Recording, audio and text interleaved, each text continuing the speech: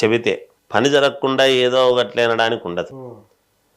ధనము బాగా మనకు రావాలి, బాగా మిగలాలి అనేటువంటి భావన ఉండేటువంటి వాళ్ళు వెంకటేశ్వర స్వామి చిన్న ప్రతిమ ఎక్కడైనా దొరుకుతుంది, చిన్నది మనకు చేతనైంది, 100 రూపాయలు కానీ 50 రూపాయల్లో కానీ ఏదో ఒకటి దొరుకుతుంది, దొరకకుండా ఉండదు. ఇప్పుడు కార్లలో డాష్ బోర్డు మీద పెట్టుకోవడానికి కూడా ఏవో దొరుకుతాయి చిన్నవి, లేదా వెంకటేశ్వర స్వామి బొమ్మ ఉన్నవి చిన్న చిన్న బిళ్ళలు కూడా దొరుకుతాయి. అవి ఏమి దొరకకుండా పోయేటువంటివి ఏమి కాదు కదా.